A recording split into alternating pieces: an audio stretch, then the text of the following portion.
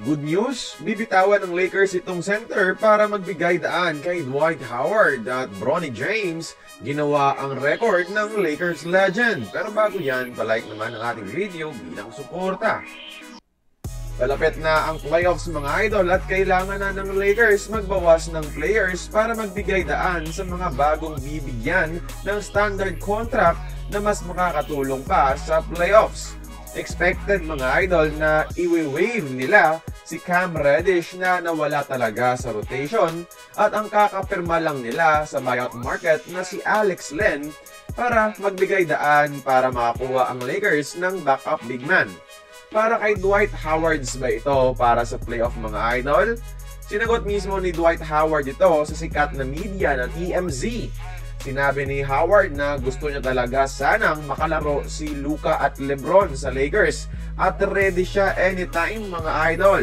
Pero di talaga siya tinatawagan ng Lakers ika niya. Ilang pagpaparamdam na ang ginawa pero parang walang pake ang Lakers. Kaya sarado na talaga ang pinto sa muling pagbabalik ni Dwight sa Lakers at least for this season.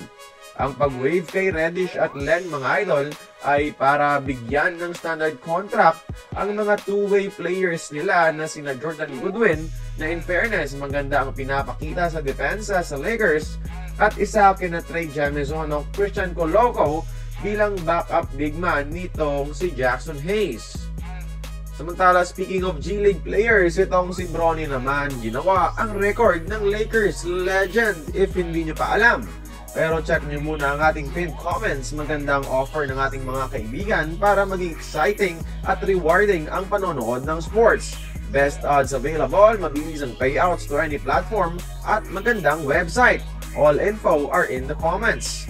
Sa laban ng LA at Bucks mga idol kung saan gumawa si Bronny ng career high 17 points, 5 assist performance with, take note of this, 70% field goal shooting, he became the first ever Lakers rookie since Magic Johnson to record such stat line.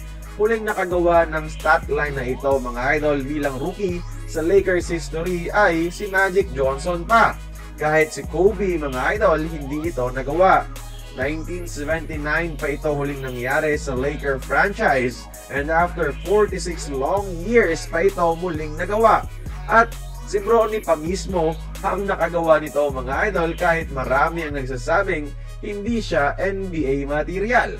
Congrats naman kayo kay Bronny mga idol for proving his haters wrong. Pero sagutin nyo muna ito sa comment section kung nagkamali ba talaga ang Lakers na hindi pansinin si Howard. For the conversation, you know what to do. Magkomento lamang sa ibaba.